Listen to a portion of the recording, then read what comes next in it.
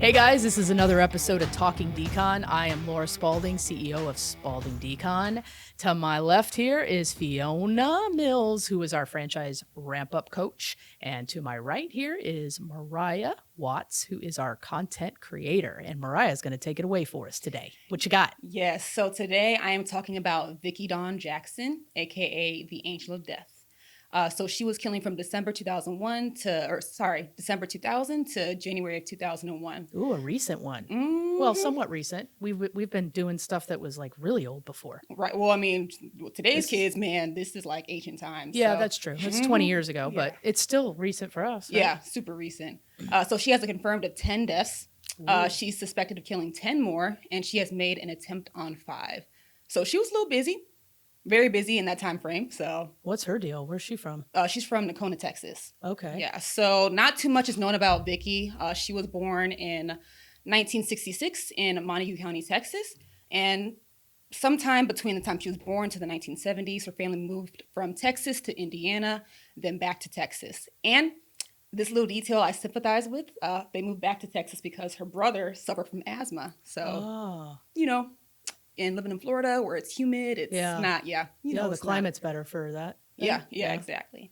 So the family, they were in Decon, Texas, and her father worked as a shade tree mechanic, and her mother worked double shifts in the Decon nursing home. And to help her family earn ends meet, Vickie got a job working in the laundry room of the same nursing home her mom worked at. In her junior year of high school, she met a boy at an arcade. They got married, but it was over in 6 months. And I mention this because, like, later on in her life, you see a pattern of failing marriages and failing love. So as far as we know, there's nothing about Vickie that would indicate she would be a serial killer. She wasn't committing any crimes as a kid. She didn't disturb or present any disturbing behavior, like skinning cats or, like... killing animals. Yeah, killing animals. Yeah, stabbing your sister. Right. Did she have a receding hairline, though? I was just thinking that. How big was her forehead? Right? You know what? She kind of balding right now. Yeah. Really? So see? It's got to be more than 5-finger forehead.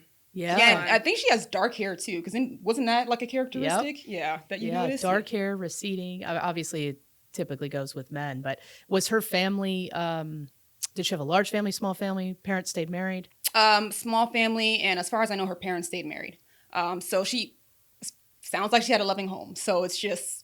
Yeah, I just think it's neglect or some insecurity issues that she had throughout her life. And one of the victims' family members described Vickie as like one of those girls you didn't notice when you walked down the hall. So she was essentially a wallflower. Right. So it's a pretty normal kid. All right. Okay. So after graduating from high school, she moved back in with her family. Her plan was to save up money so she could go to nursing school. But that all failed when she became pregnant with her son Curtis by a man named Leroy Carson. So in 1985, they got married and then moved into the house across the street from her parents. Yep. Yeah, so there's your first problem right there. Yep. This is likely what caused serial killing. Living across from the in-laws, I don't recommend it. Child. Yeah, well, that's way too close. General, just yes. I couldn't do it. I couldn't, like, it's way too much. I went to Wisconsin. Like, I'm from here, and I had to get away from home. So I did the best way I knew how to. Yeah. Yeah, so... Soon after, she got pregnant with her daughter, Jennifer. And then 1 year later, she was able to start nursing school. So Vickie, she's starting her dream, and she was so dedicated to perfecting her craft that her friends were telling her to slow down. She was bringing her kids to the nursing school or the nursing house to drop off get well soon cards. And she was even reading romance magazines to her female patients. These magazines were about women finding true love and having their white picket fence dreams. Yeah, wow. So she was big on romance, and I think this is because there was trouble brewing in paradise. So she was doing her absolute best to impress her husband, but he just wasn't having it. In 1994, Leroy moved out. The couple divorced 2 years later, and he told her he only married her because she was pregnant, and, quote, she had become a stupid, boring nurse, and no one cared about her. Ouch. Right? So I just want to take this as a little... That's enough reason to get killed right there. Yeah. You're asking for it. Okay. Right. So far, I'm starting to sympathize with her. Right? Yeah, you feel bad for her. So I just want to take this as like a friendly reminder to people to not have raw sex with folks you don't really like because they could. Do you know how many problems could be solved with a box of condoms? So here is where the plot thickens. 3 years later, in 1997, she meets a man named Kirk Jackson. They must have fell madly in love because 2 months later, they both got married. Kirk got a job at Nakona General Hospital, and soon thereafter, Vickie was hired on as a night shift LVN. That marriage quickly went downhill as well. So, third marriage, things are hitting the fan. Yeah. He was loud, too much of a drinker, and he would invite his friends over to play cards, keeping her kids up. So her oldest, Curtis, he couldn't take the tension in the house, and he decided to move out and move in with his father, Leroy. This was in 1999, and then right after, the daughter joined. Oh, so she lost both kids. Yeah, she lost both kids. Trigger. Right, dude? And it's just, and that makes me wonder, too, you had to hold on to your marriage that bad and well, do you notice that's a kind of a pattern? A lot of women that remarry and they have kids from other relationships, they tend to cater towards the relationship instead of their own children. You know, like they'll watch them get abused, or they won't believe them if they have like allegations of mistreatment or sexual abuse. I've noticed that to be a pattern too. And I don't know why women are like that, why they're trying to hold on to this relationship that deep down they know is never going to work in the first place. And then they take the guy's, word over their own children. Yeah. I mean, some women are just scared to be lonely. Some Maybe people in general, are just scared to be lonely. But that's pretty bad. If both kids moved out, like the environment must have sucked. And they were young too. I'm not exactly sure how old Curtis was, but I believe her daughter was like 12, 13 But at least they had the option to go to their dad. Yeah, agreed. Some kids don't have that option. And they get I think they carry issues with them in their adult life, right? Yeah, it becomes like a deep-rooted issue that expresses into something else at old age. Yep. Yeah. Okay. So, failing marriages, her kids are moving out on her, and because of this, she was ordered to pay child support. Ooh. Yeah, and so she was essentially the town's wallflower and doormat. And I think things were taking a toll on her. And just to prove that, on December 11th, 2000, Vickie claimed her first victim. Okay. Yeah, which is 100-year-old Donnie Jennings. So how did she meet this guy? So she was working in the nursing home. Okay. Yeah, so again, Donnie is a woman. So I'm sorry. Yeah. So Donnie, so she was a spring chicken. That's as for being 100 years old, she was a lively woman. She had some fight in her. At least she lived her life before Vickie came and took her out. Yeah. Yeah, I don't want to live to 100. No. Full disclosure, if I can't wipe my own ass, even if I'm you're ready a to spring go. chicken, what if you got the energy you have right now at 100 years old? No. Yeah, I mean, you could probably watch your kids die, your grandkids die. Yeah, so. That's not supposed to happen. It's supposed to happen the other way. Yeah, so her choice of weapon was a syringe filled with a respiratory paralysis called mivacurium chloride.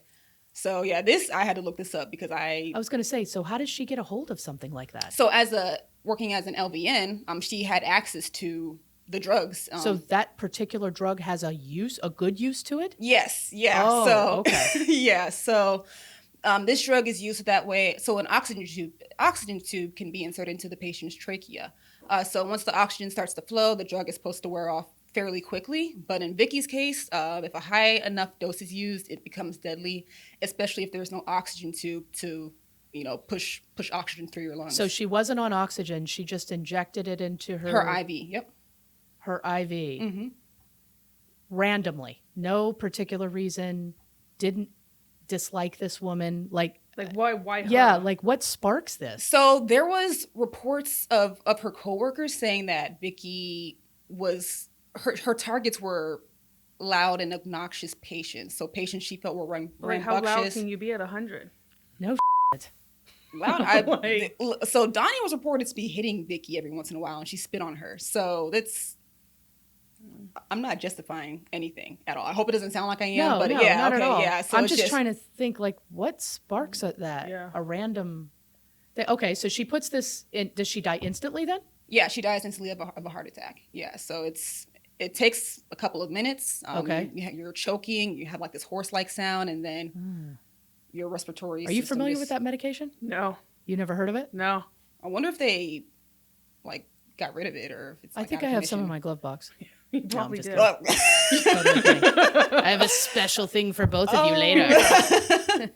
Yeah, man. And so, like, the messed up thing, other than, killing Donnie, is that she was comforting Donnie's daughters after and telling them how sorry she was for their loss. Now, that's some pathological right yeah, there. Yeah. So she was, like, comforting them. And then to make matters worse, a lot of Vickie's victims didn't have any, like, life-threatening conditions. Donnie, she was suffering from dehydration and constipation.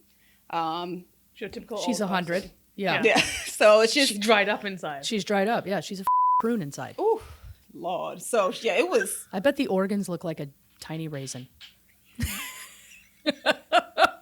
It was. I'm just saying. I mean, okay, so did they find out immediately? How long did it take to find out that this was a murder and not a natural death? Oof. Like what January, around in January. So Vickie was active for a very short period of time. So this happened December 11th, 2000, and then she was caught January, I believe 27th, the next month. So they were able to kind of like piece the pieces together. But we're not done yet. December 20th, 2000, Vickie walked into the room of 87-year-old L.G. Hudson, who was admitted for a broken leg. She administered the drug. He died. The same drug? Yes, same drug. Same. Yeah, this was her weapon of choice. Oh, okay. Yeah. So, and then not even 20 minutes later, she strolls over to 62-year-old Sanford Mitchell's room, who was admitted for cirrhosis, and injects the drug, kills him. Okay, so hold on. I've got a question here. Mm-hmm. This is a nursing facility, which means they track. That's what I was just going to ask. How do you track the medication withdrawal? That's what. Do you just help yourself like a fucking like buffet? When you go to a MedPixis, like you have to justify. Like, it has to be prescribed to a patient for you to pull it. Wait, so give us the scenario. Is it like an ATM machine where you go in? No, like, it's literally like a locked, like, plastic, like a Pixis. So how do you get the key? Drawers.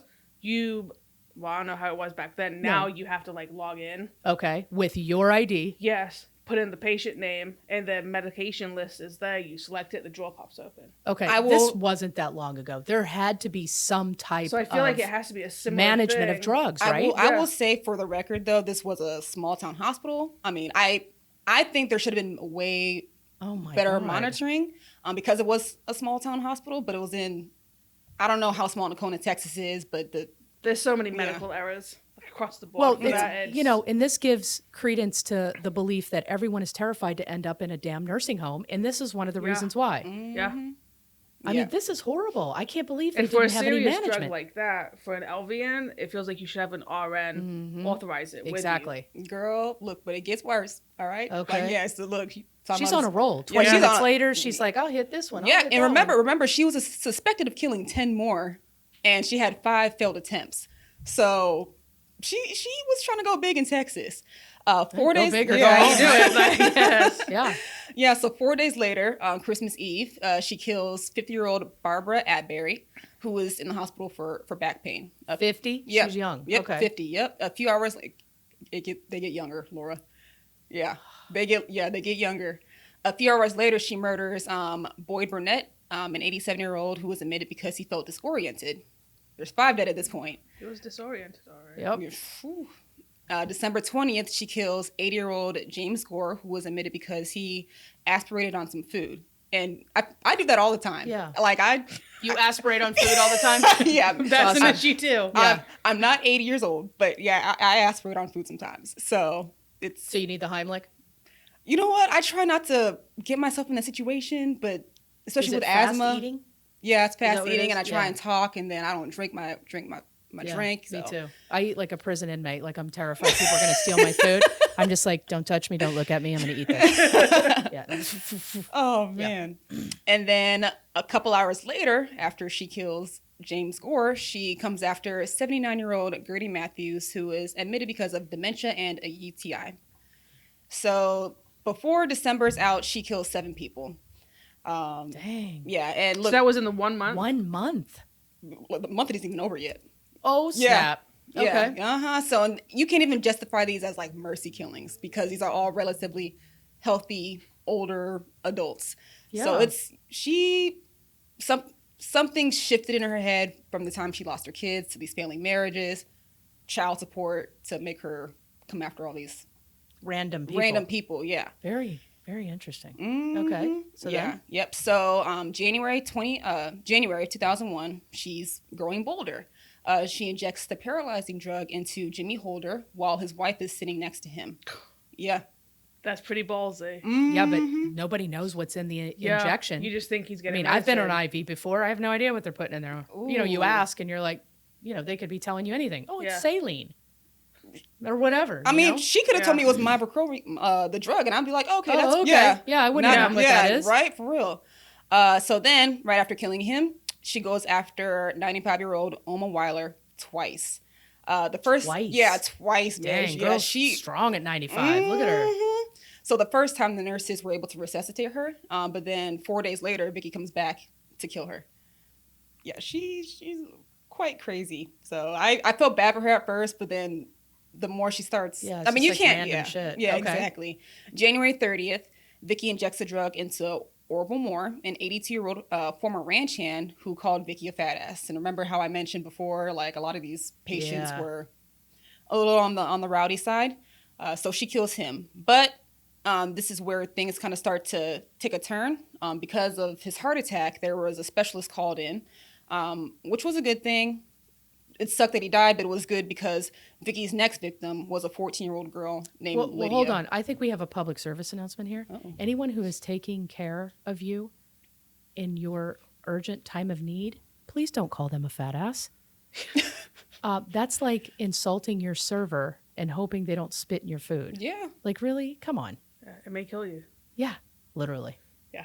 Ooh. I don't know, but I feel like older people don't really care. They don't have a filter. Yeah, they do. It's amazing. It is. Like, good for them, though. It's like, because they probably had a filter their whole life. So I feel like at that point, they're like, what do I have to lose? I feel like, the longer you live, the more you lose the care Like, I'm curious to know how you're going to be when you're older. Oh, the same. Oh. I still don't have a filter. I've never had one. Yeah. All right, so it was a good thing that, well, it was a bad thing, Orville had the heart attack, but it was a good thing because of this, a specialist was called in because Vickie's next victim was a 14-year-old girl named Lydia. Oh, no. Yeah, and Lydia was actually friends with Vickie's daughter. So she knew the girl. Oh, my God. Now we're digging low. Yo, super low, man. So Lydia told her mother she couldn't breathe, and almost immediately after, Vickie injected the mivacromium into her IV. So luckily, the hospital staff, along with the doctor that was called in for Orville's heart attack, were able to revive her. So she was saved. Yeah. Oh, my God. So she was a patient, too? Yeah, she was a patient. I'm not exactly sure what she was in for, but... Wait, so I thought this was a nursing home. It wasn't? It was a hospital, general hospital. Oh, yeah, general hospital. Yeah. So this is why she has access to all these people that are such different ages. Yeah, exactly. And probably why she has access to that medicine, too, because at a nursing home, you wouldn't have that type of medicine. But what about at the hospital? There's still some safeguards against just there's pulling still what you safety want, right? precautions, but... Maybe not in one this small, though, like in a small town. Decon, Texas. There is now. Okay, so they revived the 14-year-old. Yeah, so they revived the 14-year-old, and Vickie went after 2 more patients, but each one was able to get help before dying. Not exactly sure their names, but because there were 4 heart attacks within 2 days of each other, the hospital staff is finally starting to freak out. They're finally trying to connect the dots, and a technician noticed that the vials of the mivacromium were missing. Yeah. So they also noticed that Vickie was the last person to see many of these victims before they had passed. But unfortunately, they realized that they didn't have any physical evidence, so the hospital staff went to their local law enforcement to let them know. They wanted to catch Vickie in the act. So what do? They restock on the mivacromium chloride, and they set up hidden cameras. Nice. Yes, right? So they're going to catch a killer. What's that show called? I think it is called Catch a Killer. Okay, or Catch a Predator? Or Catch a Predator. Yeah, Catch a Predator, For the sexual predators, yeah. That's a whole different podcast. Join us next week. Yeah, so, and they also informed hospital staff not to know that there was an investigation going on because, they don't want Vickie knowing. Because they were all friendly with Vickie because they all described her as, someone who was nice, friendly, fairly normal, aside from like her wanting to be the first one to go take care of a patient who was rowdy and rambunctious. So the victim that brought Vickie down was Donnelly Reed on February 17th, 2001. After admitting him to mivacorium, Vickie walked to the nurse's station and reported that Reed was making a horse-like sound. So fortunately, he was saved, and when asked what happened, he said that Vickie had injected something into his IV before walking away. Yes, so 2 days later, law enforcement discovered a syringe in Vickie's and Kirk's garbage can that later tested positive for the mivacorium chloride. And immediately following, Kirk and Vickie were fired from the hospital. No one believed that Kirk had anything to do with these murders, but they thought it was just in the hospital's best interest because, it's just for looks, just try and, save face. But Vickie, on the other hand, she was being investigated for murder. And before police could make a proper arrest, they had to prove that a murder had taken place.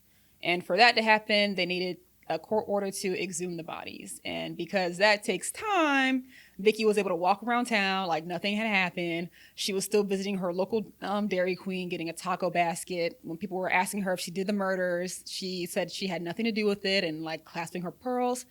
She even spoke to a family member of one of her victims when she ran into them at the parking lot.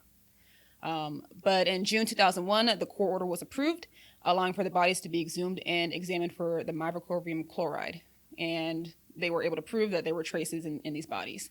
So July 2001, Vickie was arrested. In October 5th, 2006, she pleaded no contest and was sentenced to life in prison.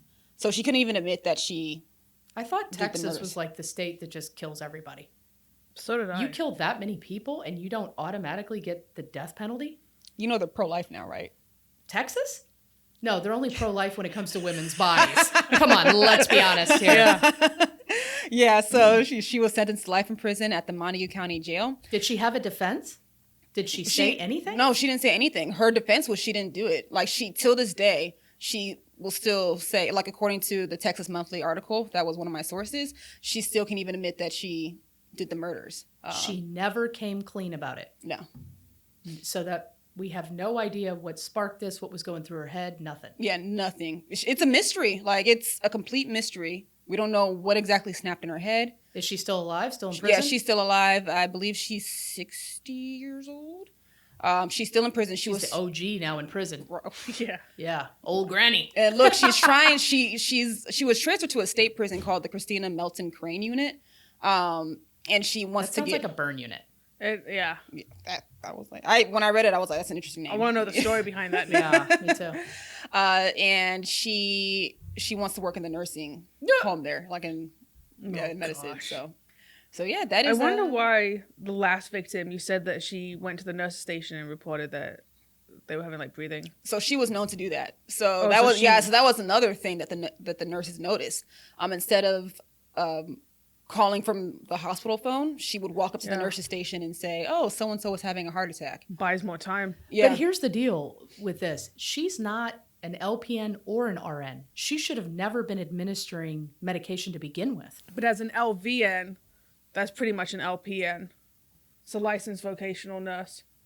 So they can do medicine. Really? Yeah. That's scary. I don't think they even have LVNs anymore. I think it's just straight LPN, RN. That's scary. That it's that, just go help yourself, like opening the fridge and just take whatever medicine you want. And I know Florida's more strict. Florida is? Yeah. Well, I guess that's a good thing. So we can't have people injecting. Well, it's because everybody comes here to die. Everyone's already injected. Yeah. They get that. So, yeah. Yeah. Wow. Yeah, so that's Vickie Dawn Jackson, a.k.a. the Angel of Death. Why do they always have to give names to women serial killers? Or serial killers in general. Maybe it romanticizes them. I don't know. Yeah, maybe it romanticizes them. Because Angel of Death seems a little fairy tale-esque, in my opinion. Like I think of, not the Grim Reaper, but what is that guy on the boat who kind of like takes the souls away? Oh, yeah. I know what you're talking about. So that's what I think of. I'm like, oh, this is kind of cool, but I'm like, it's just like an Undertaker type thing. Yeah, but I'm like, it's messed up, and she's like killing people. Well, and there's not that many female serial killers, so. Yeah, exactly. Yeah, well, that was a good one to highlight. Right, so. But very random. Super random, like Vickie, because she was a very boring person outside of killing 10 people. So if anybody knows Vickie and the reason why she did this, we would love to know in the comments, because this is very unusual for us not to have a history or a confession or a reason, or, it would be great to shed some light on that. What do you think? Yeah. Yeah. Yeah. I want to know more. Yeah. So I want to see the video footage. Like, if they had hidden cameras, like, did they get her pulling it? Like getting the medicine and then... Well, that's another thing. If you were going to entrap her like that, wouldn't you fill it up with just saline instead of the actual drug? That's what I'm saying. Like, so they had to revive another guy? Yeah. Like, really? He was your guinea pig? Yeah. Like, I have so many questions. It's a small hospital. 20 years ago. Yeah, 20 years ago in Texas. So, if this was in Florida, it would make sense too. Just because I think Texas, Florida, and Alaska are some weird places. Very weird places. Very weird places. Yeah. So I hope you guys enjoyed today's episode of Talking Decon. Please don't forget to like and subscribe to our channel, and don't forget to ring that bell so you're notified when we have a new episode every Tuesday. Also, feel free to follow us on Instagram and TikTok at Crime Scene Cleaning. And also, please post a comment below and let us know some great cases that you'd like us to research and discover. Have a great day.